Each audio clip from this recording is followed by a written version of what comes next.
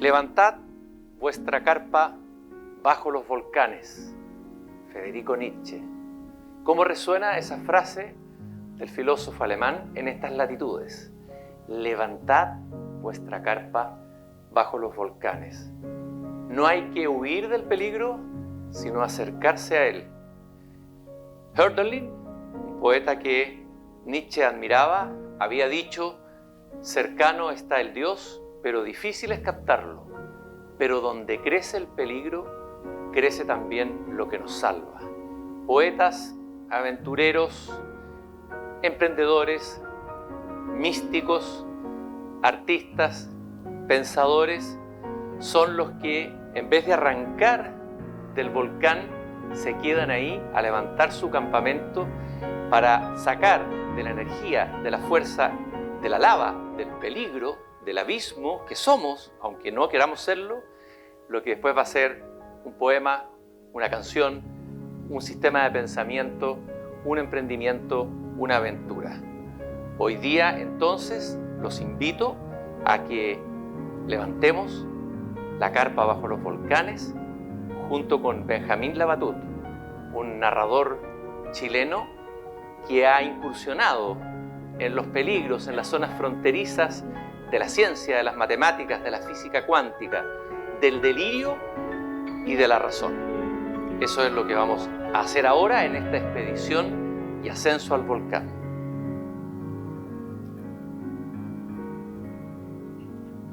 It was a large room full of people, all kinds, and they had all arrived at the same building at more or less the same time, and they were all free, and they were all asking themselves the same question: what is behind that curtain?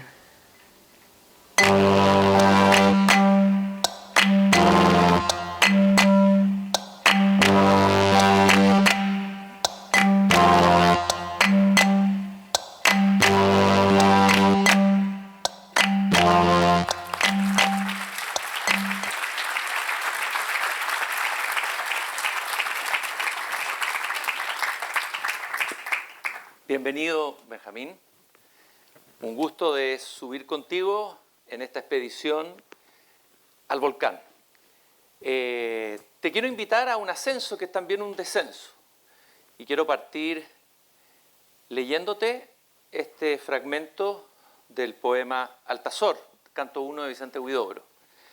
¿Por qué perdiste tu primera serenidad? ¿Qué ángel malo se paró en la puerta de tu sonrisa como una espada en la mano? ¿Quién sembró la angustia en las llanuras de tus ojos como el adorno de un dios? ¿Por qué de repente sentiste el terror de ser? Cae, cae eternamente, cae al fondo del infinito, cae al fondo del tiempo, cae al fondo de ti mismo. Cae lo más bajo que se pueda caer, cae sin vértigo a través de todos los tiempos y los espacios. Cae en infancia, cae en vejez, cae en lágrimas, cae en risa, cae de tu cabeza a tus pies, cae de tus pies a tu cabeza. Invita la voz del poeta a Altazor. Tú dijiste por ahí que la escritura o la literatura no era una carrera, sino una caída. Por eso escogí esta cita para empezar nuestra conversación. ¿Qué te suscita esos versos de Huidobro? Bueno, yo creo que sí es una caída. Pero por algo que dijo el maestro Eckhart, ¿no? Que si uno quiere cruzar el abismo, si uno quiere, dice en el fondo, la existencia es un abismo de lado a lado, dice. Si tú quieres atravesarlo, tienes que hundirte, ¿no? O sea, Altazor va en la dirección contraria, digamos. Huidobro, poeta muy alado. Cae hacia arriba. Claro, cae de cabeza. Pero hundirse para mí siempre ha sido, la escritura siempre ha sido en esa dirección, hacia abajo, hacia el centro de las cosas. Me llama la atención que citaste a Meise Eckhart, uno de los maestros de la mística, de la teología negativa, ¿no? El Deus absconditus, el Dios escondido. ¿Te han interesado los místicos? A mí sobre todo me interesan los místicos. Lo que pasa es que uno no tiene que traicionar esas cosas. Son cosas sobre las cuales no es bueno conversar, o sobre todo no es bueno escribir. Entonces yo, si bien me interesaban esas cosas, encontré una forma de hablar de lo que no se puede hablar a través de la ciencia, a través de la operación opuesta al misticismo, ¿no? O sea, yo estoy tratando de invertir las lógicas del iluminismo científico, ¿no? Es como usar la luz para mostrar la sombra. Benjamín, el poema dice, cae en infancia. Vamos a caer un poco en tu infancia. Tú naciste en los Países Bajos, ¿no es así? Que antes se llamaba Holanda, que no era tan humillante. Pero sí, nací en los Países Bajos. Ya. Naciste en los Países Bajos. Me iban a ver las enfermeras porque era como chico y tenía un color raro, viste que tuvieron que poner como una luz como esta. Como... Entonces, y parece, el mito familiar es que mi mamá estaba mirando por la ventana y de repente me ve pasar con una enfermera y se Ya. pone histérica Ya. porque no tenían el tratamiento en el hospital, entonces me tenían que llevar como a 2 cuadras. Y yo siento que ahí ya o sea, no podéis ser más extranjero si es que te alejan a 2 cuadras de tu mamá histérica para ponerte bajo una luz, como nunca había contado eso. Ya partimos mal. Esto no se filma, ¿verdad? No, no. Oye, es una errancia. Es decir, ahí empezó tu errancia. La Haya, entiendo que Lima o... No, eso hay un montón de mentiras Ya, en Lima la nada que ver. biografía. Ya. Igual que en los libros. Ya, ya. No, si eso de todas maneras, en tu libro hay un montón de mentiras, sí, está claro. Pero, ¿cuál fue la errancia entonces? Yo nací en Rotterdam. Ujú. Después volvimos a Chile. A los 8 nos fuimos de vuelta a Holanda. Y a los 14 más o menos volví. Ujú. Después mi familia se fue a vivir a Perú, pero yo no estuve con ellos mucho tiempo, me quedé estudiando acá. Así que en realidad es Holanda-Chile, Holanda-Chile, que Por- suena como un gran partido de fútbol. A ver, y en ese partido, ¿quién gana? ¿Cuál es tu relación con Chile? Pierden los dos, Ya, pierden los dos. ya. Tengo la suerte de poder odiar 2 países, porque soy... ¿Los odias a los dos? No, para Ya, nada. ya. Yo como todo buen chileno quiero mucho y odio mucho este país, porque es como parte de nuestra identidad. ¿Qué es lo que odias de este país? No puedo responder a esa pregunta, Cristian. O sea, ya establecimos que esto se está grabando. Ya, ¿y qué amas de este país entonces? Bueno, me gusta la gente que amo de este país. No hay ningún lugar donde quiera tantas personas. Me gusta la naturaleza, donde paso la mayor parte del tiempo. Hoy día mismo estaba en un sendero que creo que se llama El Solitario, acá al lado. Y nada, ¿sabes lo que pensé? Dije, no nos merecemos este país. De verdad, yo siento que no nos merecemos tanta belleza. Es como, yo creo que tal vez por eso es tan raro ser chileno. Es como que no sé, siento como que un nos supera. exceso. Sí, es un exceso, es pornográfico lo que tienen acá. Claro, Yo una vivo en Santiago, sobreabundancia. donde la belleza se a cuenta gota. Tú por ahí dice uno de tus personajes, aquí en la parte final de El Verdor Terrible, habla de que le hemos dado la espalda, los chilenos, a la montaña. Y te metes en eso. Explícame un poco. ¿Cuál es, dice, una de las cosas que siempre me ha sorprendido de Chile es la aversión, es más todavía, que sentimos por la cordillera? No habitamos la montaña. Los Andes son como una espada que nos atraviesa la columna, pero ignoramos esas cumbres ciclopias y nos instalamos en los valles y en la costa, como si el país entero sufriera un vértigo incontrolable, un miedo a las alturas que nos impide disfrutar del rasgo más imponente de nuestro paisaje. Eso lo dice un narrador, digamos. No, pero a mí, yo he evitado, y voy a seguir evitando, hablar de Chile. Siento que no tenemos una relación complicada con nosotros mismos. Y lo de las montañas sí me llama mucho la atención. Paso mucho tiempo arriba de la montaña y están completamente vacías. No sé si hay algún, ¿no? Lo tenemos ahí al lado. Y por Dios que nos gusta la costa, ¿no? Nos apiñamos todos en la costa. Pueblos, ciudades de montaña, cultura de montaña, ¿no?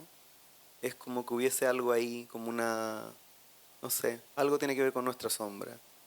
Porque nos gustan los lagos, nos gustan el océano, pero la montaña no sé, casi, no sé si tenemos una... Y según mi abuelo, em, yo vengo de un, él viene de un pueblo de montaña que se llama Tiglieto, en Italia. Y yo nunca entendí yo me despierto cuando subo a la montaña. Me respiro distinto, soy distinto. Entonces, si es que soy de algún lugar, es de la montaña, lo cual me pone en contradicción con buena parte de la población nacional. Bueno, y cuando llegaste acá, ya has hecho varias incursiones en el paisaje. El primer día que llegaste, no es una infidencia, algo que no voy a entrar en el detalle, pero te fuiste a un bosque, hasta tuviste una experiencia ahí por ahí con un chucao, ¿no? No sexual, fue que lo hace sonar muy sexy. Bueno, fuiste al bosque, ahora hiciste el camino del solitario, y hay una relación tuya con el paisaje, con la naturaleza y también con el jardín. Eres jardinero, por ahí dijiste eso. Háblame de esa relación con el jardín. No sé, lo mío es desde chico. Yo crecí como yendo a viveros con mi mamá. Pasé mucho tiempo solo en los viveros mientras ella compraba plantas o trabajaba. Y siempre, desde niño, me conmueve, ¿no? Un verdor terrible por algo tiene ese título. Em, y trabajar en jardín, en mi jardín, que es muy chiquitito, será como, no sé, la mitad de esto, em, es lo que más feliz me hace, es una especie como de goce. Yo tengo una atracción ahí sí media sexual hacia las enredaderas, Ujú. que no entiendo del todo, como nunca he entendido realmente, pero sí, y los musgos. En el fondo todo lo que no tiene tronco, ni ¿Ya? madera, como todo lo que es, no sé, no, la verdad que no. A mí yo escribí el último capítulo del Verdor, que no era parte del Verdor, porque un amigo me dijo, escribe de tu jardín, ¿no? Seguramente estaba podrido de escucharme hablar de cosas que no.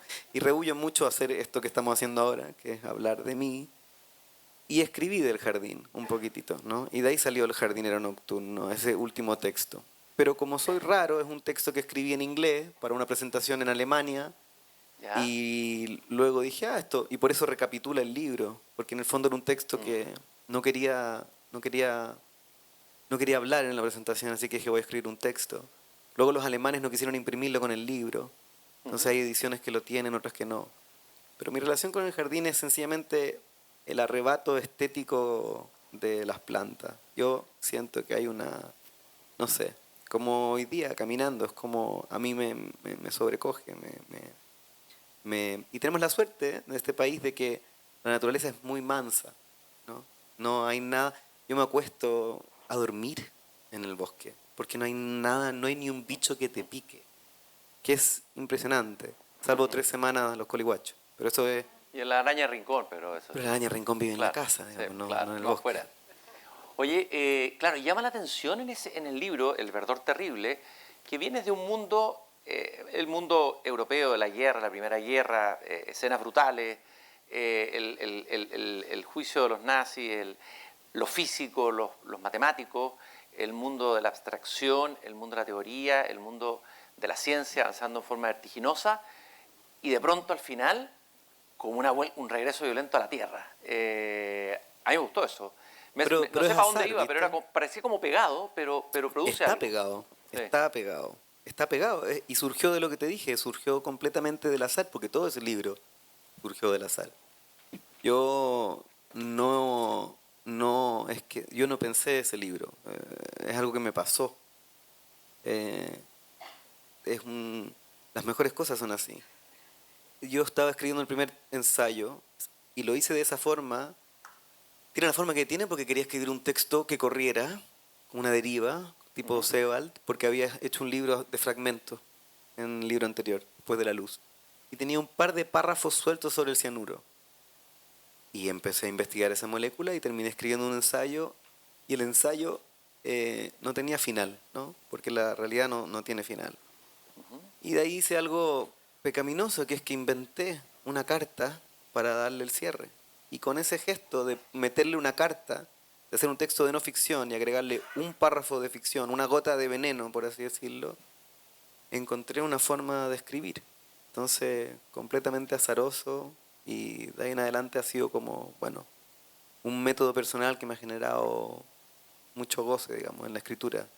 No podría volver a escribir de otra manera. Tú tuviste una crisis, tú lo has contado en otras entrevistas, que me parece interesante más que por la crisis, por el tema, o la obsesión, o lo que te movió, o te sacudió, que fue el vacío. ¿Qué te pasó con el vacío? ¿A qué edad fue eso? Y cuéntanos un poco, yo sé que estas cosas no todas se pueden hablar en una zona de lo indecible, pero darnos unos vislumbres de esa experiencia y qué significó ese paso por el vacío en tu vida como escritor, como persona, etcétera. Ver cómo puedo decir lo mínimo posible. Bueno, a mí me cambió la vida para siempre. Es lo más relevante que me ha pasado, es lo más relevante que me va a pasar, porque no tengo, ¿cómo se diría?, el aguante, ¿no? Jamás podría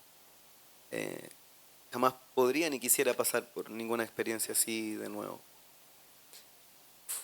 Fue para escribir, ¿no? Casi todos los grandes errores que he cometido en mi vida han sido para escribir. Y fue algo muy responsable, porque podría haber salido muy mal y porque estuve muy mal. También fue algo muy hermoso porque fue una experiencia a la cual yo me acerqué porque había conocido a la mujer que después iba a ser mi pareja durante 14 años, la madre de mi hija, y me sentía muy valiente y sentía que tenía que ponerme al día, digamos, aprender de un artista. Y también porque dije, bueno, si antes de los 30 años no has tenido una experiencia que te rompa el sistema nervioso, no la vas a tener después, ¿no? Nadie se ilumina a los 40, nadie. Ya llega ahí cansado. ¿Ya? Entonces fue una experiencia brutal. Y eso es todo, porque la verdad es que escribí un libro sobre eso que probablemente nunca vuelve a editar, pero que hay gente que hay muy pocas copias. ¿Y ese libro es Después de la luz, se llama? Después de la luz. Ya, y es un conjunto de fragmentos de distintos tipos de género. ¿Qué es lo que exploraste ahí en la escritura? Es que eso es como el diario que uno escribe cuando está en el psiquiátrico, más o menos. No estaba en el psiquiátrico, pero es parecido a eso. Fue para mí mira, hay gente, hay ciertas experiencias para las cuales hay imágenes y hay toda una literatura asociada, ¿no? Si tú de repente ves a Dios, uno puede hablar de eso. Hay mucho escrito sobre eso. Cuando tú te topas con el vacío, te quedas sin palabras y no hay con quien hablar de eso y nadie te lo puede explicar. Y eso está al centro de todo lo que yo escribo y de todo lo que voy a escribir. Porque si bien, gracias a Dios, han pasado mucho tiempo después de eso, es una experiencia que nunca se me va a olvidar del todo. Es como... A mi generación no le tocó ni la guerra, a mi generación no le tocó nada, ¿no? Realmente nada. Así que yo tuve que fabricarme una. Porque yo creo que yo tengo una visión de que se necesita tener una visión. De que tener una visión, como la que describen los místicos, es necesario, es fundamental. Sin eso, escribir es redactar. Si tú no te has puesto en juego por completo, si tú no has llegado a los límites de lo que eres capaz de tolerar y de entender, si tú no te has volado la cabeza, para hablarlo, escribir surge de tu consciente. Y eso es en mi caso, era muy pobre. Era muy pobre. Yo nunca tuve talento, ¿no? Yo veía a la gente con talento. Yo conocí gente con talento. Eh, entonces, yo lo que hice fue inventarme mi guerra personal, ¿no? Mi Vietnam. Fue un combate contigo mismo, como el Bueno, combate de Jacob yo- con su ángel. ¿Ah? Yo siempre creí en lo que te cuentan todas las historias importantes, ¿no? O sea, yo veía que la gente de mi generación se reía de la iluminación y se reían, ¿no? No había ningún interés por lo divino, absolutamente nada. Y a mí era lo que me importaba, ¿no? Y los autores que leo yo, los autores que leo yo son gente en éxtasis, gente que ha conocido el éxtasis, que ha vivido el éxtasis, y uno escribe en base a eso, porque insisto, si no, lo otro es redacción, no es escritura. Y en el fondo, creo que lo has dicho otras veces, finalmente debajo de la escritura, debajo de tu libro, lo más importante, más que el libro que tú sacas a luz, que publica, que se lanza en la feria, etcétera, es lo que hay detrás de ese libro, lo que había antes. Tal vez el vacío que está detrás. Por supuesto, es lo que te sostiene, es algo que no... Mira, de alguna forma, la gente está muy pegado del lado del ser. Eso es un problema serio, especialmente en Occidente. Claro. Estamos tan pegados al ser y a todas las virtudes del ser, ¿no? La luz, la verdad, ¿no? Y solo somos capaces de concebir sus opuestos, ¿no? La falsedad, la oscuridad. El vacío es una categoría distinta, es diferente. Y no sé, hay veces en que tener la intuición de que existe, y hay que ser muy cuidadoso cuando no puedes decir realmente que existe, pero tener la intuición de eso es maravilloso, porque te deja enfantasmado, porque luego tú caminas por el bosque y es como que, no sé, como que te lo hueles, lo oyes. ¿Algunos autores que te ayudaron o te acompañaron o te resonaron en ese momento, en esa búsqueda? No, lo lamentable, lo más difícil de ese momento es que no servía ningún libro. Y para una persona que vive, que se ha formado con los libros, y no servía a nadie, ninguna conversación con nadie, fue algo completamente Ni el solo. budismo, ni... Bueno, el budismo sí, el budismo, sobre todo el concepto de Shunyata, la filosofía del vacío de Nagarjuna, yo llegué a estos libros. Yo llegué al budismo como por la parte de atrás, me salté el octuple clamino, todo eso. Yo medité porque sentía que tenía la cabeza en llama, ¿no? Y de pronto estas cosas que eran muy abstractas y que son muy abstractas, a mí me hacían todo el sentido del mundo. Lo mismo pasó con las contradicciones de la mecánica cuántica. Yo no es que me haya puesto a estudiar mecánica cuántica porque lo encontraba interesante, es porque era la única forma en que mi cerebro entendía la realidad en ese minuto. Entonces, está ahí y luego ahora está, bueno, yo espero, ¿no? Que se está como diluyendo, ¿no? Como en Después de la Luz, cada párrafo es un intento son como muchas flechas tiradas al vacío. Y tú nunca la chuntáis. Y si la chuntáis, cagó la flecha, digamos. Pero entonces empecé a explorar los bordes cuando no la chuntáis. Cuando no la chuntáis empezáis como a dibujar la forma del vacío. Y eso es Después de la Luz. Y mis libros, en cada texto hay un agujero negro. No solamente en los que... Y luego es como uno se sale, por así decirlo, uno se sale del abismo, se sale de esa sombra y te quedas cómodamente en el borde, que es el lugar de la literatura, ¿no? Lo dijo Bolaño, ¿no? El borde del abismo es el lugar de la literatura. Te quiero hacer un pequeño presente para cerrar esta primera ascensión, esta primera etapa en que estamos... Un cloteazepam. Podría ser a la avena. No, te quiero regalar una... Yo sé que te gustan las enredaderas, así que Yo te pensé quiero que era algo regalar simbólico. una enredadera sureña. Te la voy a pasar ahí, ¿Y del el sotobosque. ¿Me lo dejan? Por supuesto, no, si no es, no es Muchas de gracias. mentira. Qué Ya, lindo. esa se llama botellita. La conozco, la vi hoy día. ¿La viste? Ujú. Botellita, ¿ya? Y vive en el sotobosque, ahí donde está el Precioso. Chucao, con el que te encontraste ayer, ¿ya? Y entonces ahora nos preparamos para la segunda etapa de la ascensión. La parte no personal. Exacto, ya salimos de la parte más difícil.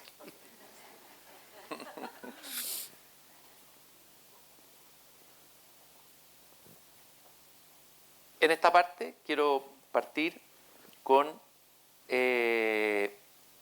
la muerte de Empédocles de Federico Hölderlin, que sucede en un volcán. Empédocles es un poeta, dos personajes de la obra de Hölderlin, poeta alemán de fines del siglo XVIII, comienzos del siglo XIX, Hiperión y Empédocles.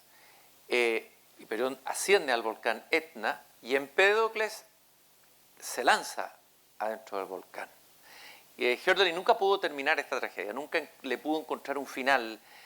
Bueno, es una tragedia que lo torturó, que quedó como un pendiente, y dice el texto: dejad, voy a poner esta lamparita que me prestaron, que es una lamparita maravillosa, se supone que me va a ayudar, ahí está. Dejad morir a esos bienaventurados, dejad que antes de sucumbir a la arbitrariedad, el capricho y el ultraje, se vayan libremente a los dioses con amor.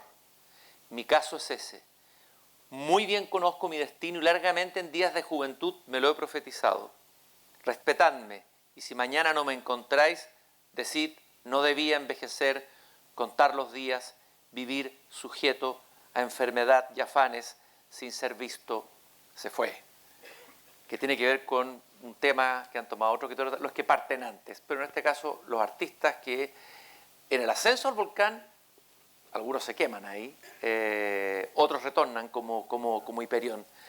A ver, y me gustaría hablar del lenguaje, de la palabra, que son como micropartículas las palabras. O sea, hablas mucho de las micropartículas, nanopartículas, de los átomos en tus dos, no digo novelas, en tus dos textos, ¿no? El verdadero terrible y Maniac. Pero las palabras también son micropartículas. ¿Qué tipo de partículas son con las que trabaja el narrador, con las que has trabajado tú? Porque tú trabajas con palabras. ¿Qué has descubierto de esos organismos o unidades cuánticas, las que están en el lenguaje? Que son tóxicas, son altamente radioactivas. El uso literario del lenguaje es algo peligroso, es algo que la gente cree que los escritores están locos o que los poetas son extremos. Y la verdad es que no, lo que pasa es que el lenguaje mismo, ¿no?, que corre en nosotros es altamente peligroso. El empezar a trabajar con el lenguaje de manera consciente es una de las cosas más peligrosas que tú puedes hacer. Por eso a mí me da risa cuando la gente dice que los niños deberían leer más. Yo digo, no estoy seguro. Es riesgoso. Porque te pone en contacto estrecho con los sentidos del mundo, ¿no? Y la literatura para mí es como una especie de acelerador de partículas, donde lo que se aceleran son los sentidos del mundo, los sentidos que hemos construido. Y si tú haces bien tu pega, la idea es que esos sentidos choquen y estallen y se descompongan. Y en esa descomposición, en ese momento donde se desarman, tú puedes descubrir algo nuevo, ¿no? Pero es una operación complicada, ¿no?, que ocurre en el laboratorio de la mente, que es el lugar donde realmente si se te rompe algo ahí, es mucho más peligroso que si se suelta un virus. Y estas cosas todo el mundo las sabe, ¿no? Pero nos hacemos los hueones. Vivimos hablando como si lo que estuviéramos haciendo fuese lo más común y corriente, ¿no? Pero las ideas nos han llevado hasta una y otra vez, ¿no?, al apocalipsis. O sea, basta que un pescador se ponga a hablar en Judea para que una tormenta de fuego después arrase con la humanidad. Esos son maestros del habla, ¿no? Buda no hizo ciencia, sencillamente habló. Y ese tipo de cosas cuando uno lee, se te vuelven transparentes y uno sabe, por así decirlo, cuál es la tradición a la cual pertenece. Y es uno. Y por eso para mí la literatura, hay una escena al principio de No es país para viejos, No Country for gran Old película. Men. No Country for Claro, Old y Men. parte con un monólogo del sheriff. que dice... De los empieza- hermanos Cohen, ¿no? De los hermanos Cohen. Sí, Bueno, pero el que escribe es McCarthy, Cormac McCarthy. sí. Y el sheriff dice, este mundo ya no es como era antes, ¿no? Como los criminales, ¿no? En el fondo está diciendo, el mal ha adoptado una forma nueva para la cual yo no estoy preparado. Y hay un momento donde dice, y uno tiene que hacer un pacto, uno tiene que decir, ok, voy a participar de este mundo. Y para mí la literatura se parece mucho a eso, ¿no? O sea, no tenemos pistola ni nada, pero si tú te acercas a los libros, bueno, Hölderlin, ¿no? Los que tenías ahí, estás entrando en terrenos complicados, ¿no? Yo lo que he hecho en mis libros es como no podía ocupar a los poetas ni a los escritores porque eso yo ya lo había hecho Bolaño, entonces había que encontrar otra figura, ¿no? Para mí son como científicos locos, que son los únicos científicos que vale la pena, digamos, prestarle atención. ¿Cuál escritor es el mayor acelerador de partículas para ti? Bueno, el mayor es Borges. Borges forever. Borges es terrible. Yo lo leí cuando tenía como 16 y además de no entender nada, dije, listo, se acabó, no escribo más. O sea, no escribo, no, imposible. Es terrible Borges. Uno vuelve a Borges. Es como, con Borges pasa lo que pasa como con los Simpsons, ¿no? Como que uno decía, ya lo hizo, y lo hizo mejor, y lo hizo de nuevo. Borges es, si hubiera que rescatar a uno, ¿no? ¿Qué es lo que hizo Borges? Borges descubrió que la forma fundamental de la literatura es el laberinto y construyó los más hermosos laberintos. Y Borges es como Homero. Si es que... No Homero Simpson. el otro Homero. Borges es como Barney. No, Borges es como Homero, el griego, porque Claro. Borges es una cultura entera. Borges es toda la mente de Occidente. Borges incluye desde Ramón Llull hasta... y tú siempre puedes volver y descubrir algo nuevo. Y si no... bueno, Borges para siempre. ¿Qué le robas tú a él? Porque uno Todo, absolutamente todo. No, pero algo Como- específico. A ver, en la escritura. Mira, sus textos... Ahora, bueno, Ramón Llull. Ramón Llull fue uno de los primeros pensadores en que trató de hacer una máquina que pensara. Y es una cosa maravillosa donde tomó las atributos divinos, ¿no? Poder, bondad, y los pone en una rueda exterior, como estas cosas con que juegan los niños. Y luego puso otros aspectos de la realidad y tú ibas girando y eso iba produciendo pensamiento de forma automática. Sabiduría automática. Estos son como la prehistoria de la inteligencia artificial, ¿no? Y Borges tiene un texto maravilloso sobre Ramón Llull. Pero es que es difícil porque es como todo, ¿no? Como es casi imposible. A mí hay ciertas cosas de él que los rollos con el tiempo, siempre he sentido que son... hay ciertos misterios, bueno, a mí me exceden, por eso no le he prestado tanta atención. Pero Borges, la forma en que usa el lenguaje, la forma en que... No sé, es como... es Maradona, ¿no? Los tienen a los dos. Los argentinos, digo. Quiero que escuchemos una voz que viene del pasado, que es la voz también de un maestro de la literatura. Escuchémoslo. Los habitantes del cielo llegaron, arrastrados por un sueño de vida después de muertos, compuestos de partes aún útiles, de cuerpos descompuestos y miembros de tela, de peluches viejos. Viven una eterna lucha contra el tiempo, buscando miembros de otros seres para reciclar sus cuerpos. Sobre nubes de algodón, paja y rellenos, construyeron un nuevo mundo añejo, en equilibrio primitivo, amenazándose entre ellos. Crearon un lenguaje para comunicarse, aunque solo uno puede escribir y leerlo. se organizaron según sus posibilidades y talentos.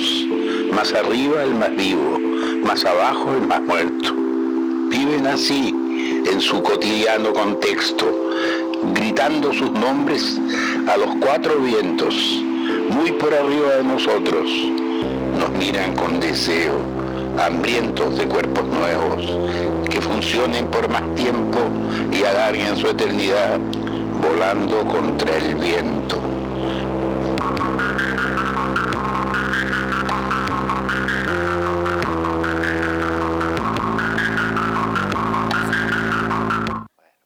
Esto te va a salir carísimo. Bueno, pensamos que era bonito traerlo y rendir un homenaje, que la gente escuchara su poesía, porque es un tremendo poeta que no ha publicado un libro, eso es lo impresionante. En la mañana tú le decías a los jóvenes que era tu Yoda, que había sido tu Yoda. ¿Quién es? Cuéntanos de él. Samir Nasal tiene un verso precioso que está en... Es el epígrafe de mi primer libro, que dice: un hombre solo no muere, queda solo. Samir fue mi maestro, fue como un segundo padre. Me enseñó a escribir. Y me enseñó cosas más importantes que escribir. Mejor lo introduces tú. Dame un segundito para... Sí, por supuesto. Pero en el fondo él tenía un taller, ahí llegaba mucha gente. Yo conversaba con harta gente que lo conoció, en todos ha dejado una impronta. ¿Y qué pasaba ahí en ese taller? Porque ¿qué entregaba él? Era alguien, había mucho olor a humo, según contaban todos, estaba todo pasado humo adentro, y pasaban cosas importantes.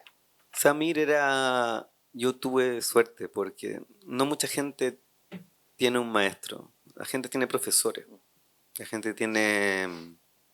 Un maestro te entrega sabiduría viva.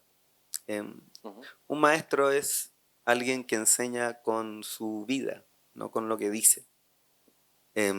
Samir fue un hombre de una inteligencia superior, porque fue muchos hombres, fue muchas personas. Cuando yo yo llegué porque un amigo mío, muy querido, Matías Celedón, gran escritor chileno, había sido alumno de él. Y yo tenía 25 años, no había escrito nada y quería escribir y me dijeron: anda a ver al viejo, así como en las películas. Y tú llegabas a su casa y te tiraba un calcetín con las llaves y subía ahí, era cerca ahí del club hípico. Y entraba ya a una cueva donde solo habían libros, manuscritos que se habían convertido como en cemento, porque se habían mojado, porque se le inundaba la casa cada rato. Y todo olía a humo y todo olía a copete. Y él no hacía... Le costaba hablar porque tenía enfisema. Cuando yo lo conocí estaba muy viejo. Yo fui su último alumno. Y entonces lo conocí en un momento de su vida, muy particular, poco antes de morir. Y iba solo, porque nunca me gustaron los talleres literarios. Y Samir me escuchó a mí, lloré harto más que ahora, pero... Y me dijo: muchacho, tu problema es que eres un escritor, me dijo. Y para mí fue un bautizo, fue como... Era lo que yo había querido escuchar toda mi vida. Y bueno, y los maestros tienen ese poder, capaces de nombrarte. Y yo empecé a escribir, estaba viviendo en la playa en ese minuto, solo en una cabaña con frío, y le llevaba los textos al viejo y los leíamos juntos. A mí me enseñó todo y después me enseñó lo más importante, que cuando se murió fue súper ridículo porque yo era el que más lloraba en el funeral y nadie me conocía. Tenía muchos alumnos y ellos se contaban sus anécdotas que incluían sexo y alcohol y drogas y yo había vivido tosiendo con el viejo. Pero me di cuenta que no era la persona que yo pensaba, porque Samir fue como 7 personas distintas, dependiendo de con quién estaba. Y para mí eso ya es una... Para mí eso es como... Bueno, fue mi Bob Dylan.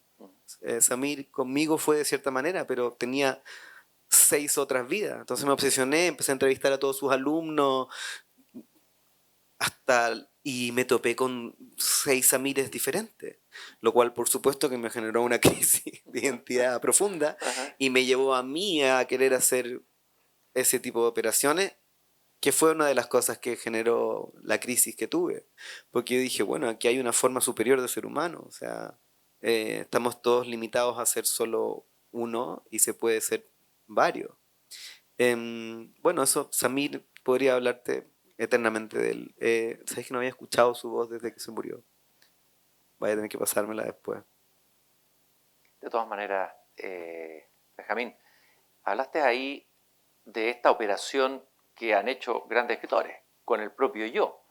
Es una de las grandes operaciones, yo creo, de la literatura, en los poetas. Pienso en un Rimbaud cuando dice yo es un otro, ¿ya? Y otros tantos, ¿no? ¿Cuál es el trabajo con el yo a través de la palabra? El trabajo más importante. ¿Es desactivar el yo? ¿Es potenciarlo? ¿Es destruirlo? ¿Qué hace un escritor? Yo creo que es un trabajo que no se hace con la palabra. La palabra está sobrevalorada en la literatura. Que sé que suena tonto y puede que esté completamente equivocado, pero para mí está completamente sobrevalorada. Hay múltiples operaciones del espíritu previas a la escritura, que son las fundamentales. Y esas se hacen, por lo menos, en voz baja. La lectura, a pesar de la lectura y la escritura, es un uso de la palabra tan ajeno a la conversación, tan... Es una especie como de diálogo al interior de tu cabeza, tan personal y privado, que los libros no son más que una sombra de eso, ¿no? Detrás de todo buen libro hay una... La gracia que tienen es que es, es posiblemente el mejor reflejo de lo que es una mente humana, ¿no? Con toda su... Pero a mí lo que me genera frustración es los, los, la pobreza, los límites del lenguaje. Por eso con Samir una de las cosas que fue aprender a escuchar los silencios, ¿no? Hay espacio no solamente entre una palabra y otra, no solamente hay esos silencios. Uno como escritor empieza a distinguir pausas entre una letra y otra. Y cuando tú empiezas a sentir eso, realmente, cuando tú empiezas a ver, no sé, esos vacíos que están incluso entre una vocal y otra, ¿no? Que en inglés se notan más porque hay un montón que, por así decirlo, tú decís, pero ¿por qué está ahí? Si no suena, ¿por qué está ahí? Ese son el tipo de cosas que te apuntan, ¿no? La buena literatura te debería llevar inevitablemente hacia un ámbito distinto, silencioso, ¿no? Y, y es un filo muy, muy fino, porque tú te puedes caer muy fácil al otro lado y no escribir nunca más y no leer nunca más. Yo, cuando tuve esta crisis, no pude leer en años. Que si tú te quedas sin leer cuando eres escritor, es terrible. Y justo después me empezó a ir bien y me preguntaban por libros y yo decía, es que no leo, que es lo más vergonzoso para un escritor. Y estoy leyendo cada vez. Ahora, como te digo, ahora que ya estoy, no sé, menos vital, estoy leyendo más. Pero hubo años donde no regalé una parte de mi biblioteca, regalé libros que mataría por recuperar, porque se me desvaloró por completo. Era como que había todo un mundo que las palabras no solamente no tocaban, sino que ensucian, ¿no? La gente está absolutamente castrada y enferma del lenguaje, completamente enferma. O sea, es increíble. Yo, en ese sentido, em, por eso hoy día que tuvimos un evento con niños, yo pensaba, no, esto es una mala idea, mala idea. Una mala idea, ¿por qué? Porque los vas a llevar ¿a dónde? ¿Al abismo o los vas a llevar a qué? Porque si yo hubiera sido realmente sincero, habríamos salido a quemar Puerto Vara, que tal vez no sería tan terrible, un micro estallido social acá. ¿Ah? Y todo el mundo que se escapó y se vino para acá, tendrían que toparse con los mismos. Oye, Benjamín, hay algunos escritores que tú por ahí los llamaste extraterrestres, me gustó eso. No son tantos, pero son un puñado de extraterrestres que han sido importantes en tu... Tú mismo has dicho que tú escribes desde...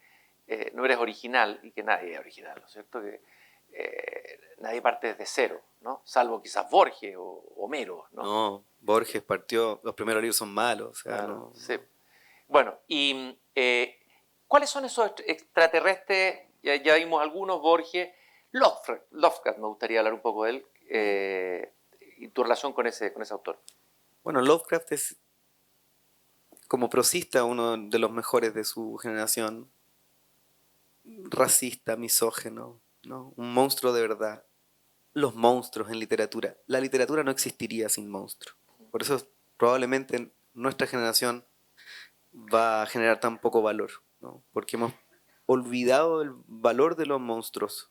Estamos, y nos estamos quedando sin nuestros grandes monstruos como Lovecraft. Eh, Lovecraft, William Burroughs, ¿no? Lan Carson, otra extraterrestre total, Pascal Quignard, ¿no? Es gente que habita otra temporalidad. O sea, para mí Pascal Quignard es un nivelungo, ¿no?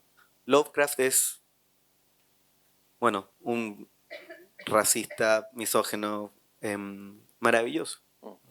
Y de estos es como lo que sucede es que hay una relación muy muy profunda entre la sombra y la literatura.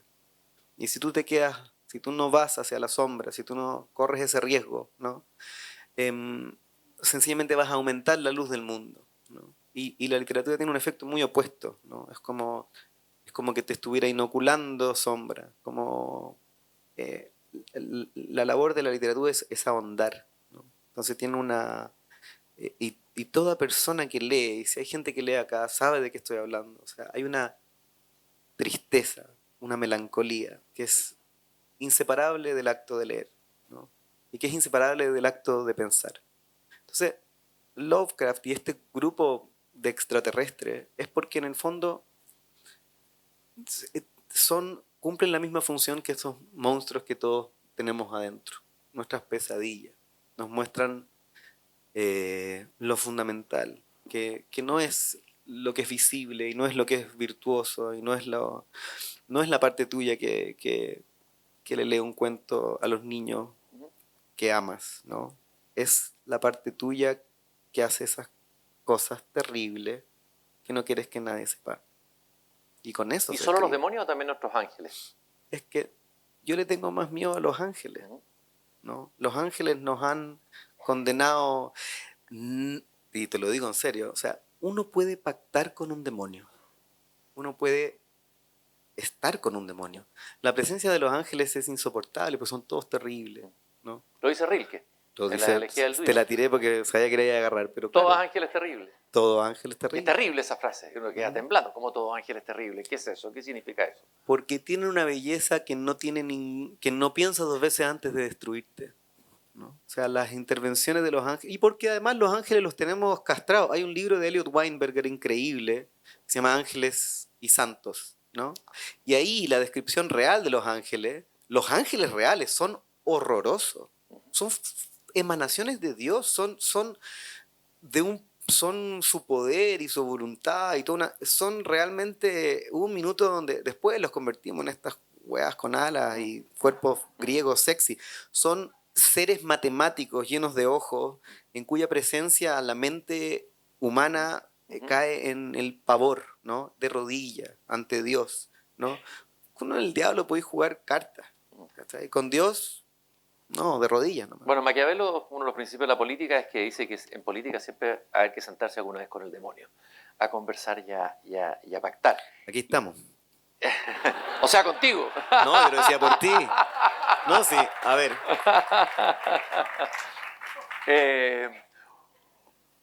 Bolaño, antes de cerrar este segundo ascenso en el volcán, quiero ir a Bolaño, obviamente. Yo sé que para ti ha sido muy importante el encuentro con la literatura. Siento que vaya a sacar a mi ex polola de los 14 años La próxima Trinidad, si estás ahí, por favor, devuélvete. Bolaño. Bolaño es, ¿qué es lo que es? Eros en la literatura, Eros en la palabra, ¿qué es Bolaño? Sí, Bolaño, la gracia de Bolaño es que calienta. Bolaño es de un erotismo sublime. Bolaño hizo 2 operaciones por la cual todos, primero que nada, le subió el límite de velocidad a la literatura.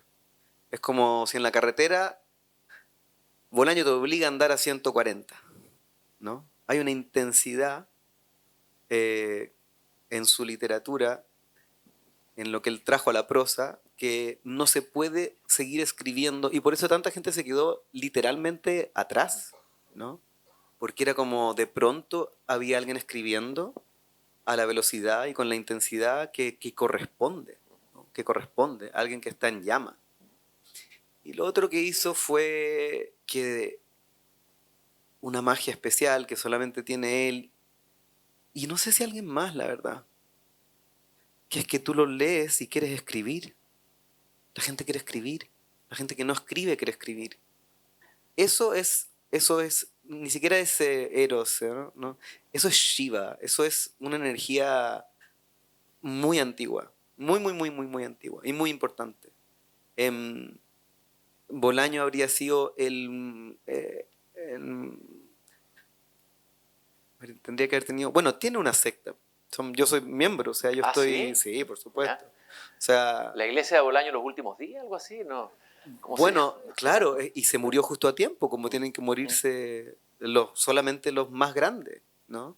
Como, no sé, para toda la gente que tiene, bueno, todavía nos estamos recuperando y nunca nos vamos a recuperar del todo, porque es un regalo, es un monstruito maravilloso. Y en lo personal yo nunca habría escrito nada. Si no es por Bolaño, yo nunca habría escrito nada, porque me pasó que me salvó de Borges. Y le pasó, no solo a mí, le pasó a un montón de personas, que tú lees a Bolaño por alguna razón rara, tú decís, yo puedo hacer esto. Y es mentira, no se puede. Yo lo intenté, de hecho, escribí los finales del cuento, de un libro que él dejó inconcluso cuando murió, El secreto del mal, que eran puros comienzos. Y yo escribí los finales, escribí un libro que se llama El fin del secreto del mal, y apareces tú. Bolaño va a tu casa Wow. en uno de los cuentos. ¿Ya? No te voy a decir qué hace, pero te lo puedes imaginar.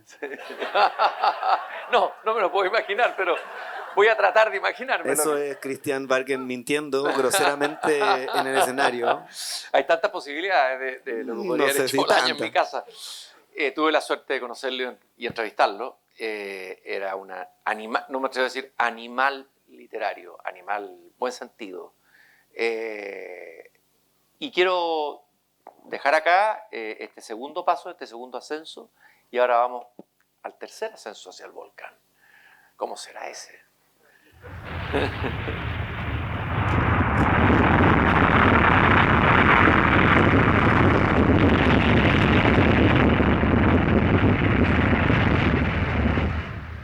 Vamos a hablar de la luz de la ciencia, el destello de la ciencia, de la lógica, de la matemática, que está en el corazón de tus libros, de tus 2 libros, Verdor Terrible y Maniac. Y voy a leer, no sé si es un poema esto o un silogismo, es una mezcla de poema y silogismo. La realidad.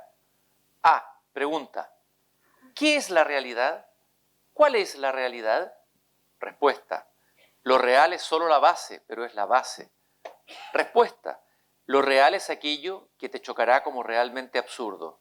B, afirmación, el ser humano no soporta mucha realidad. C, pregunta, ¿qué era real en el universo?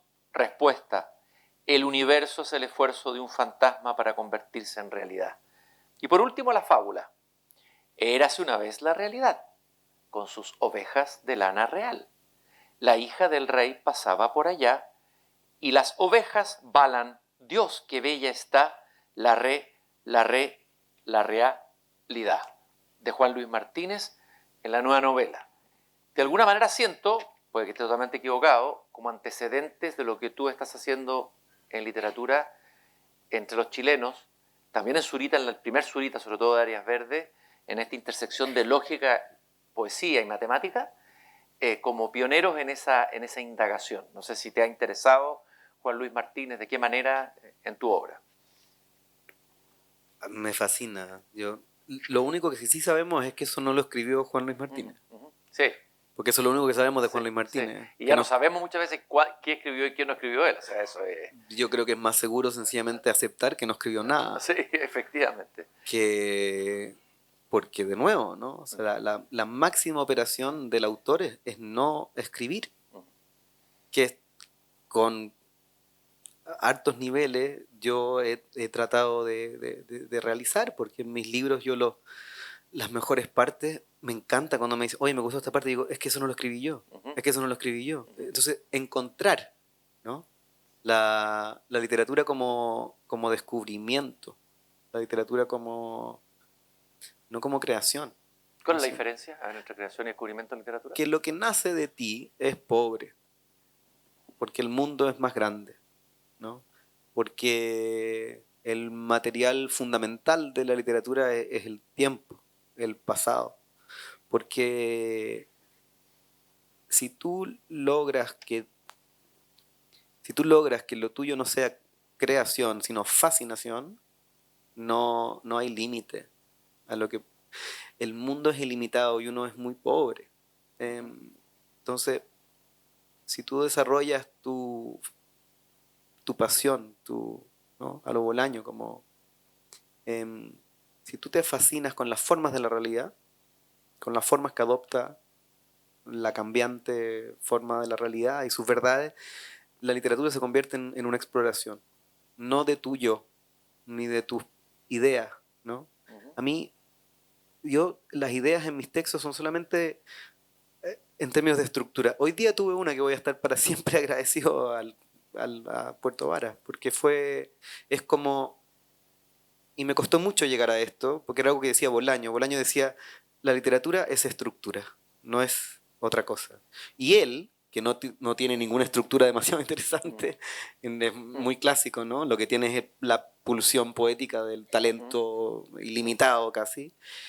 Ahora yo lo estoy entendiendo, ¿no? Cuando tú dices, ok, no, la forma.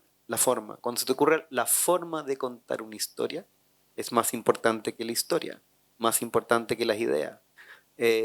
Y eso tiene que ver con lo que a él le fascina, ¿no? Con lo que a Juan Luis Martínez le fascina, esos textos, y lo que a mí me fascina, que es la lógica, que es forma pura, no es contenido. El sustrato elemental del lenguaje no es contenido, no son ideas, no es un decir algo, ¿no?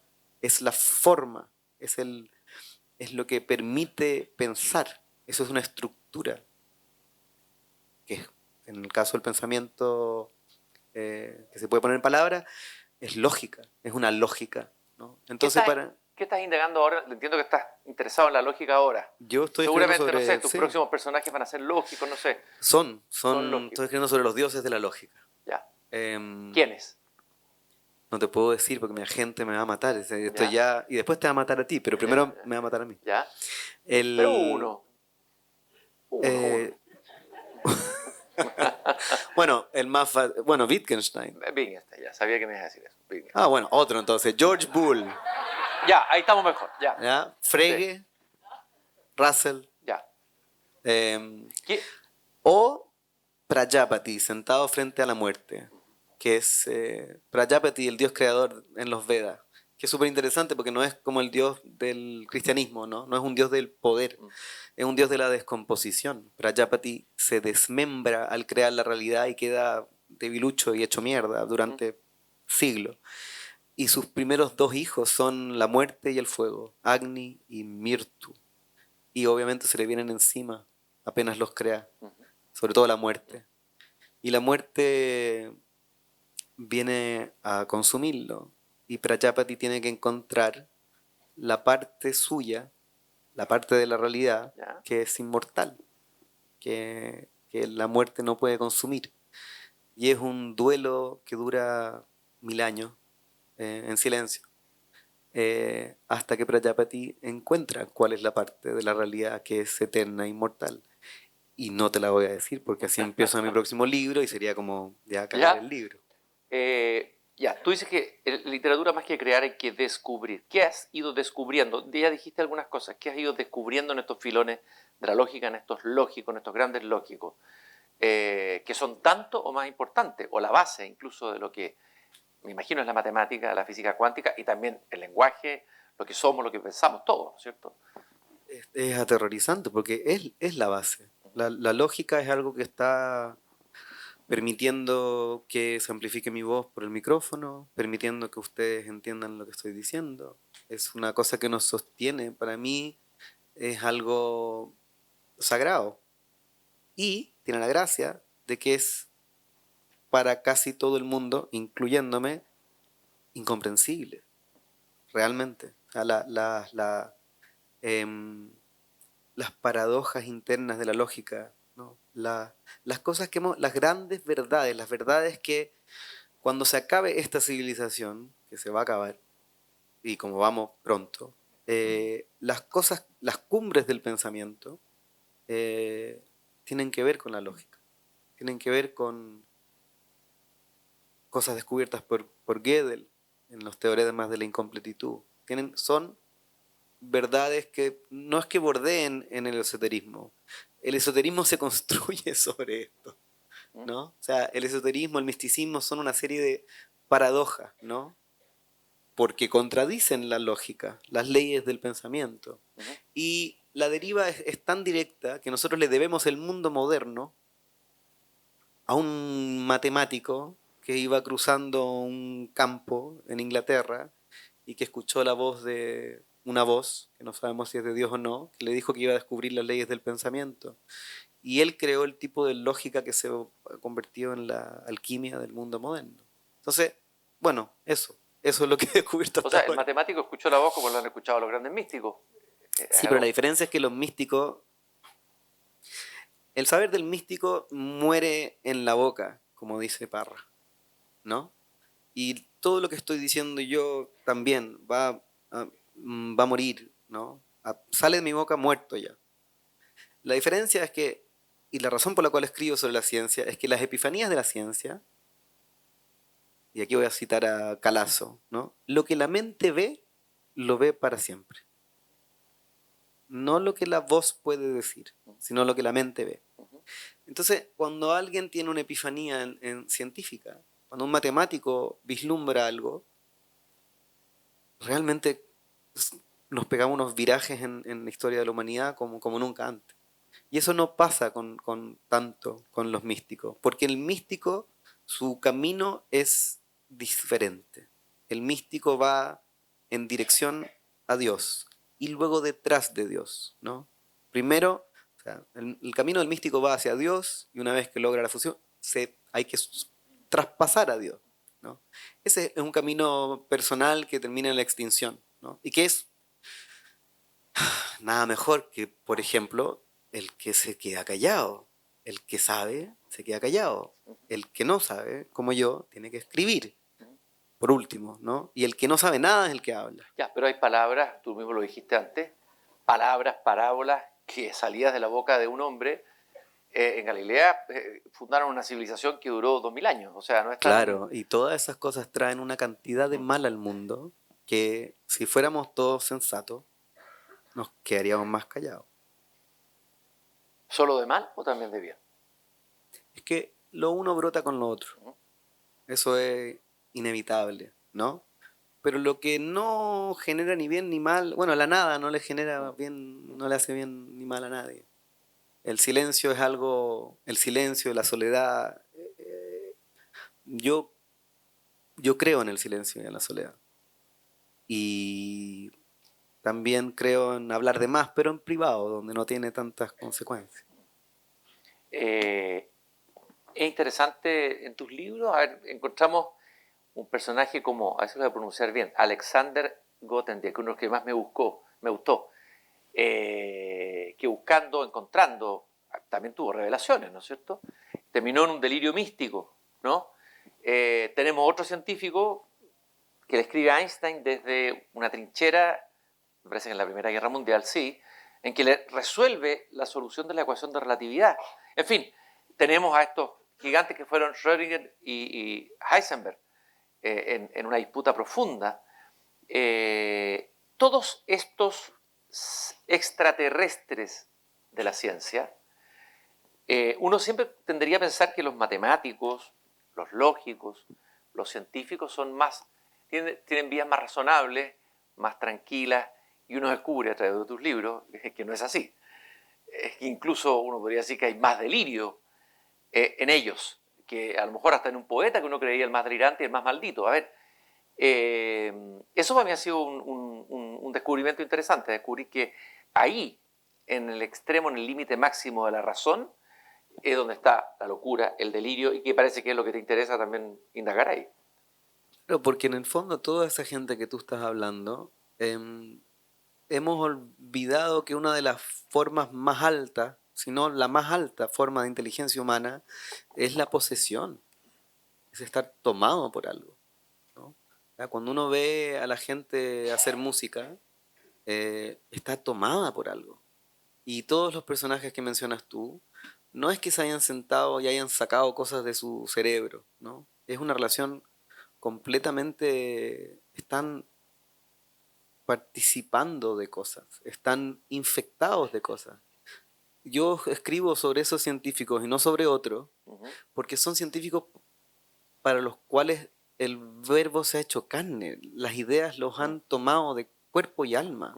Y gracias a la gente que vive así y que paga un precio feroz por vivir así, tenemos libros como 2666, ¿no? Tenemos cumbres del pensamiento como el principio de incertidumbre, tenemos la noción de topos o de motivo en la matemática de Grothendieck. Son personas que enfantasmadas, ¿no? Es como que nuestra especie entera está bastante enfantasmada. Y hay quienes comulgan de otra manera. Es como, yo siento que en ellos se da lo que se daba en los poetas antiguos, ¿no? Donde tú hacías lo que hacías bajo la influencia de algo externo. Poseídos por el entusiasmo, como decía Platón. Poseídos por el enteos, entusiasmo, por los dioses. bueno, pero es que eso es lo que le falta al mundo hoy en día, ¿no? O sea, lo que le falta al mundo son los dioses. O sea, los dioses y las diosas y las ninfas, y cada vez que perdemos a uno, eh, si perdimos no la noción de lo divino, que puede ser algo muy abstracto, el comulgar con eso, participar de eso, dejarse poseer, estar poseído. Las pocas posesiones que nos permitimos, que siguen siendo las más importantes y las más fuertes, ¿no? Como lo que habla la Anne Carson, es eros. La gente se enamora y pierde la cabeza por completo y se viene a vivir al sur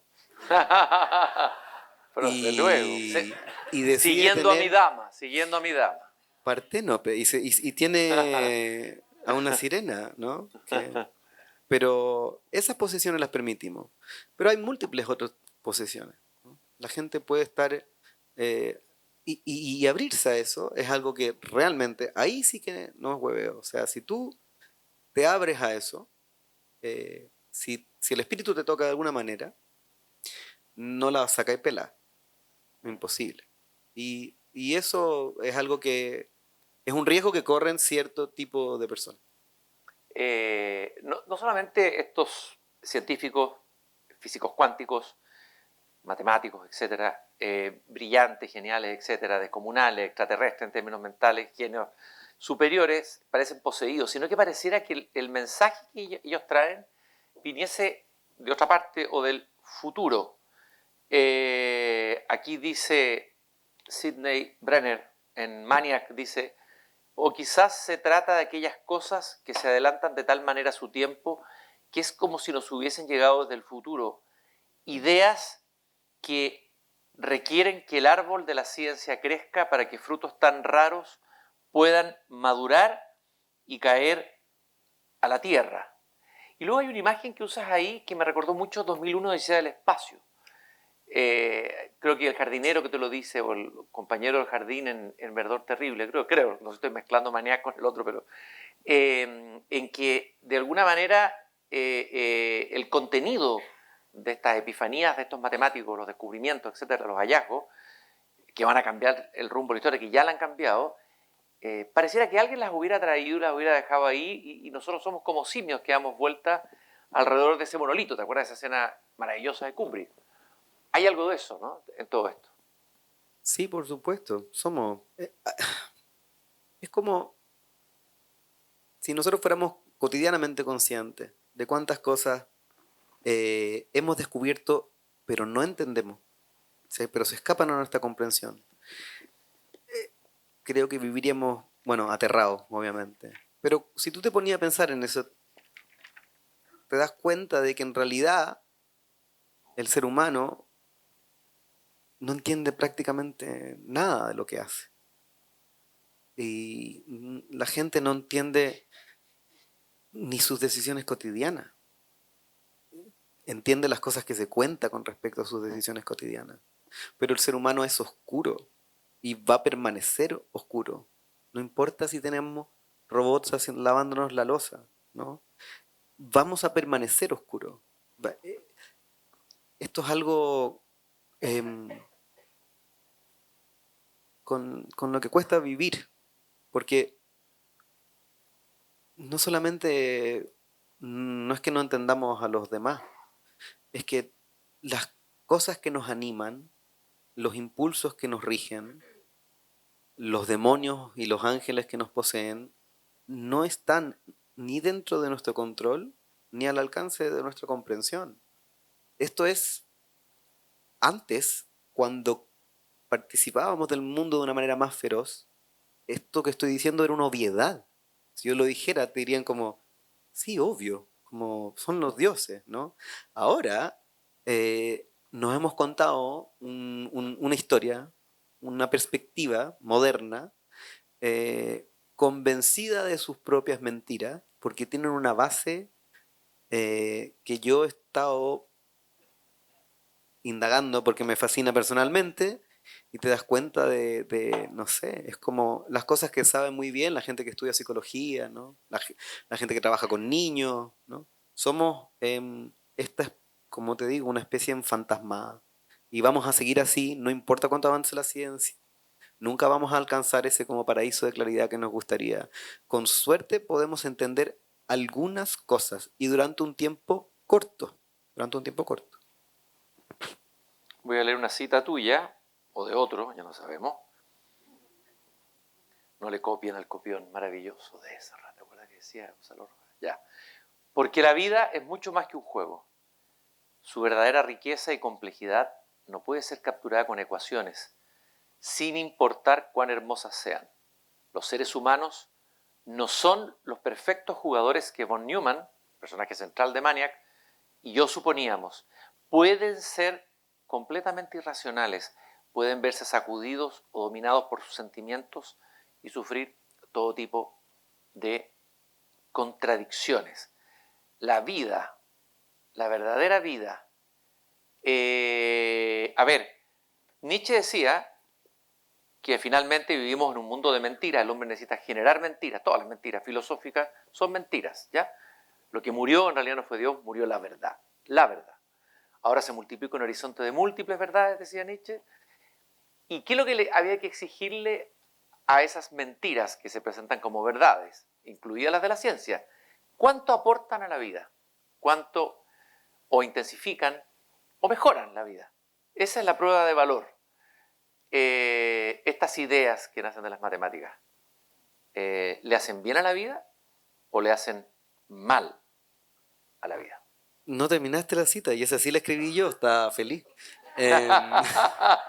Y aunque esto desencadena el caos ingobernable que vemos a nuestro alrededor, también supone una gran misericordia, un extraño ángel que nos protege de los delirios de la razón.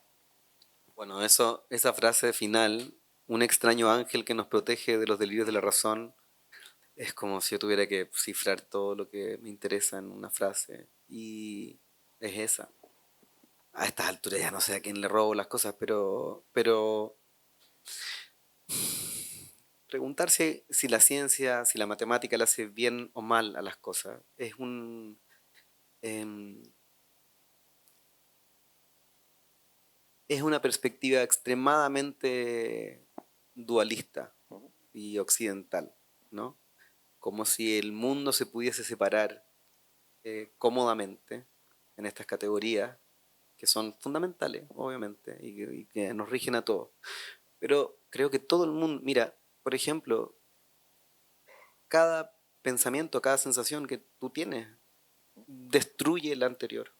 El contenido de tu conciencia está perpetuamente aniquilándote, ¿no?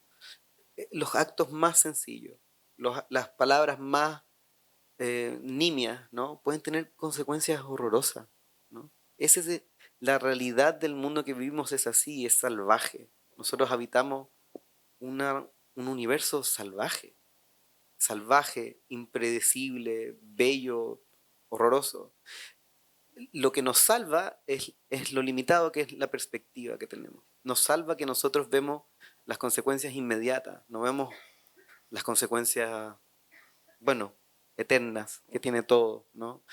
Nos salva que tenemos una noción de la verdad y una noción de la realidad y una noción de la identidad. Y todas estas cosas nos salvan, pero nos ciegan también, ¿no? Las cosas tienen tienen su ámbito. Y lo triste para las personas que como yo de niño pensaron que se podía entender las cosas, que se podía ser un buen hombre, que ahora suena como un chiste malo, es que si tú sigues ese camino hasta el fondo, te topas con estas contradicciones y paradojas, ¿no?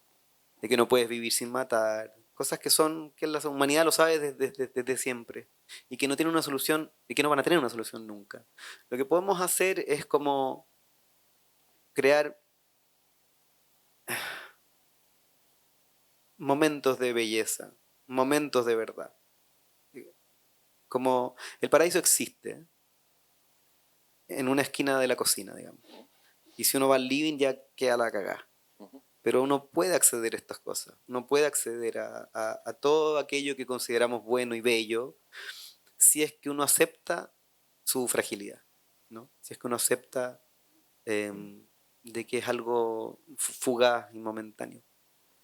La inteligencia artificial no es frágil, o no, porque es mejor que nosotros, porque no va a tener nuestra fragilidad, nuestra vulnerabilidad, todo aquello que nos hace. Tiene todas esas cosas. Ya, ¿dónde las tiene y cómo las tiene? Hablemos de la inteligencia artificial. Las tiene todas, porque la inteligencia... A ver, hasta ahora lo que nos asombra de la inteligencia artificial es nuestra propia inteligencia. Nosotros somos máquinas de encontrar qué es lo importante, qué es lo que tiene valor. Eso es una discriminación que hace la mente humana. La inteligencia artificial, hasta ahora, lo único que ha hecho es como... ¿cómo se diría? Como subirse arriba de nuestra espalda, ¿no? Y nos asombra que puede hacer lo mismo que nosotros, que puede usar el lenguaje como nosotros, Bueno, que puede usar las matemáticas como nosotros. Es harto, por supuesto, pero va a tener, a ver, no existe el pensamiento sin puntos ciegos, no existen las perspectivas sin sombra.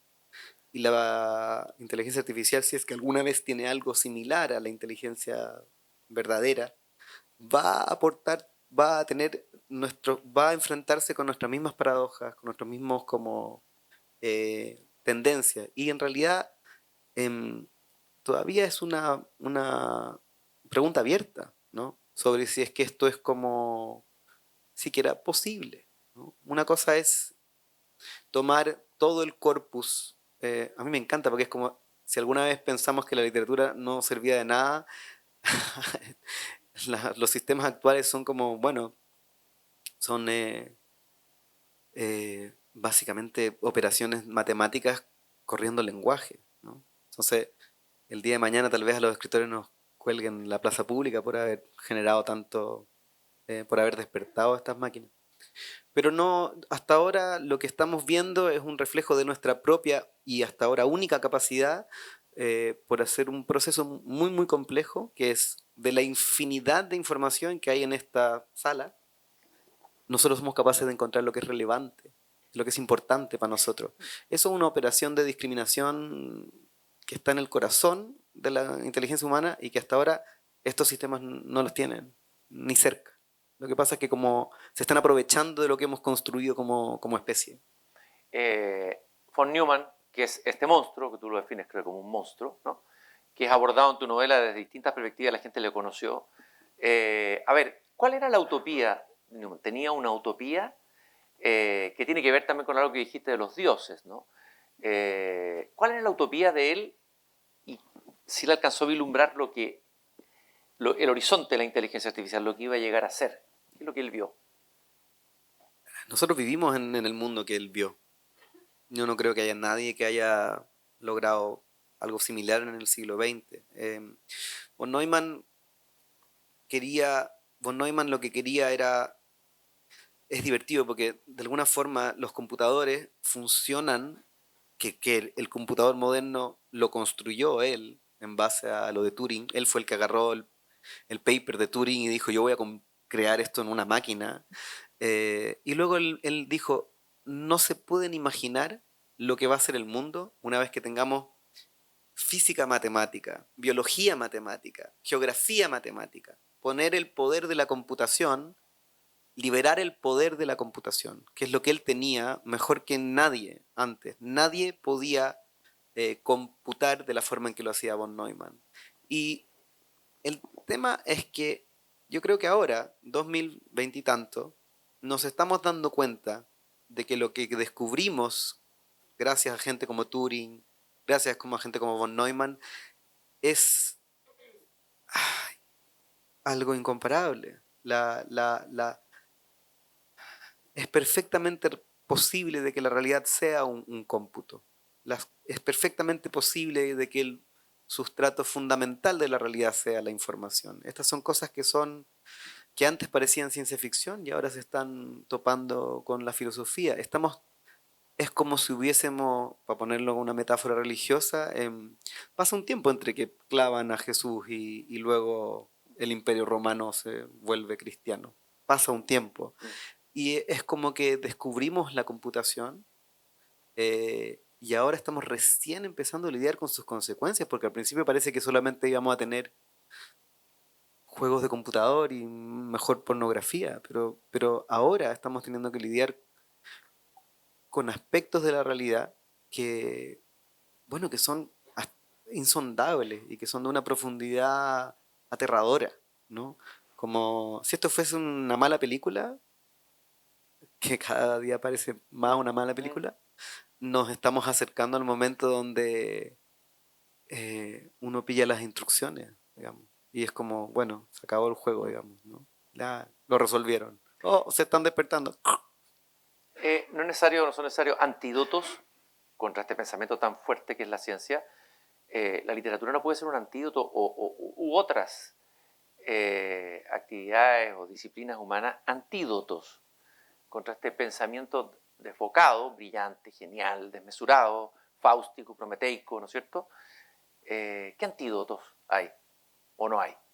No, por supuesto, pero es que nosotros hemos, a ver, em,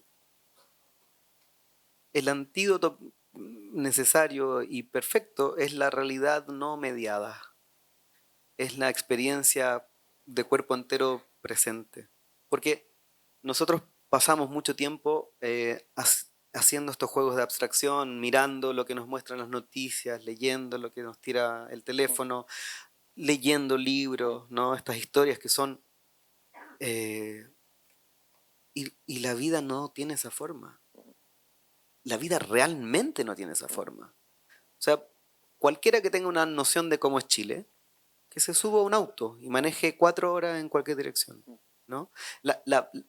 Todo el mundo, obviamente todo el mundo sabe lo que es Estados Unidos. Y luego tú viajas a Estados Unidos y tú dices, esto es nada que ver.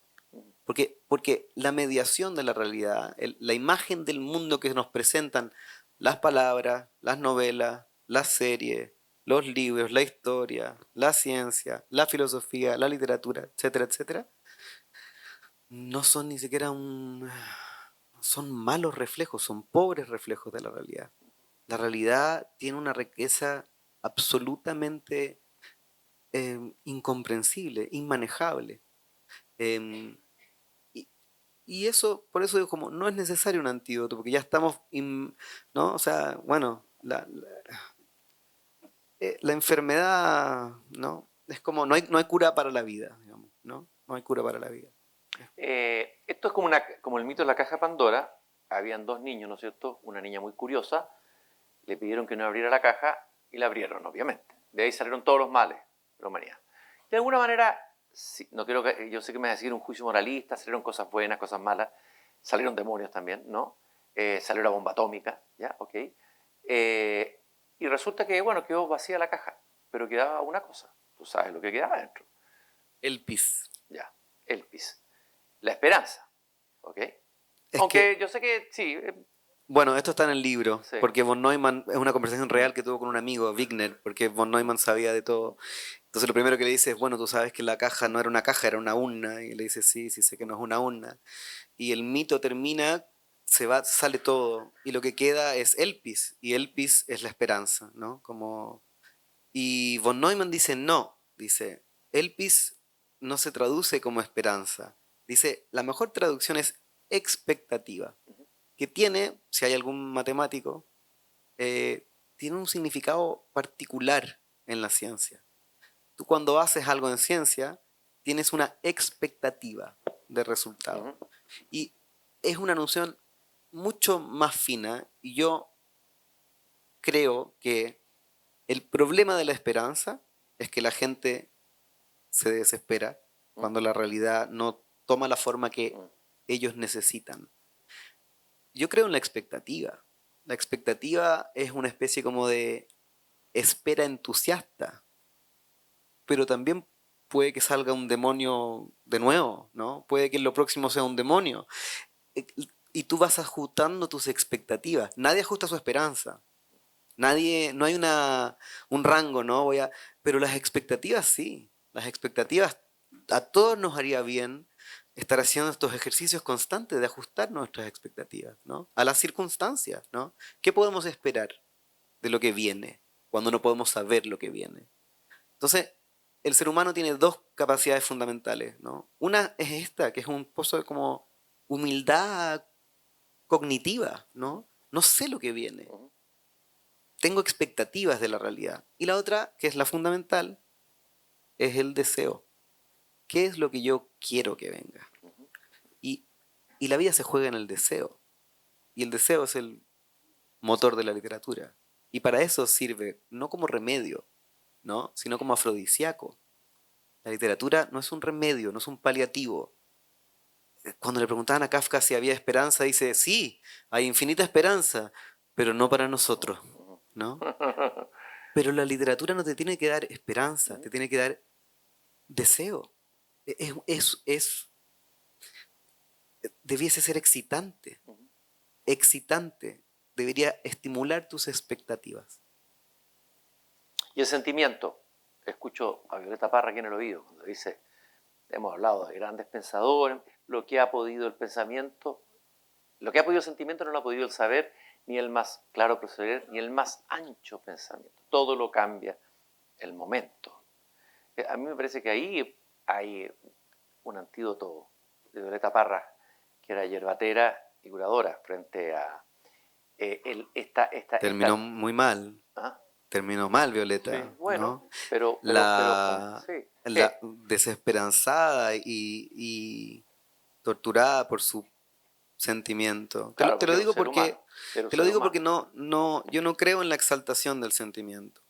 Creo que em, creo que todos sufrimos como bestias, como bestias. Em, y mientras más sabes, más sufres. Y mientras más quieres, más sufres, ¿no? Y todas estas cosas que hemos hablado, hay un tema fundamental que es el sufrimiento, ¿no? Y los grandes maestros son doctores. Y el Buda vino a extinguir el Sí. sufrimiento, Uh-huh. no a exaltarlo, Uh-huh. ¿no? Entonces, em, tal vez es porque me estoy cansando y sufrí mucho y me dediqué profesionalmente a sufrir, porque pensaba que eso era lo que se necesitaba para escribir. Em, y luego te das cuenta de que tu sufrimiento lo único que hace es aumentar el sufrimiento del mundo. Y que en realidad sería mejor trabajar tu sentido del humor, ¿no? Sin faltar el respeto a Violeta, que es una santa, ¿no? Pero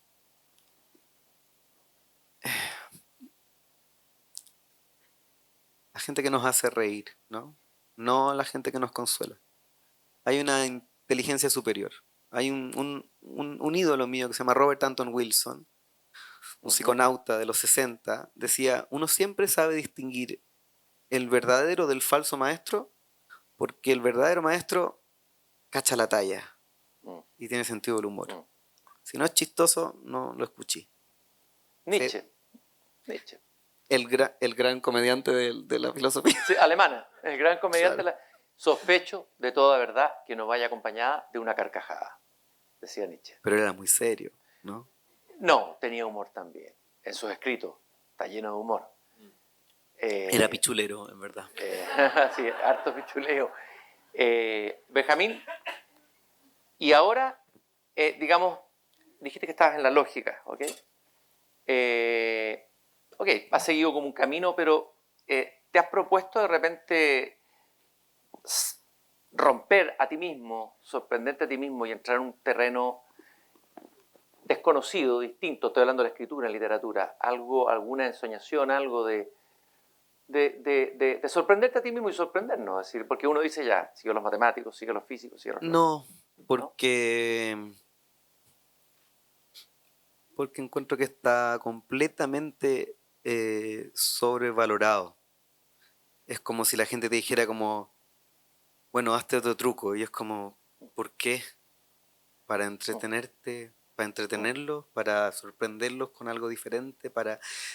Yo siento que uno tiene que entregarse a su parte más honesta y honda. Y si esa parte honesta y honda te dice que hagáis lo mismo, así es lo mismo.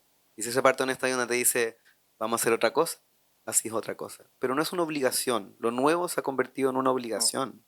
La gente... pero es una exigencia del mercado o del otro, ¿no? Es como... Yo no tengo ningún problema con que a mí, mientras un libro me muestre más realidad, a mí, yo me quedo tranquilo. Y también, no sé, Nabokov decía, mira, detesto esos escritores que cambian de un libro a otro, y él lo decía, hablando de él, dice, porque él decía, yo soy un genio que solo puede hacer lo que mi genio me dicta, ¿no?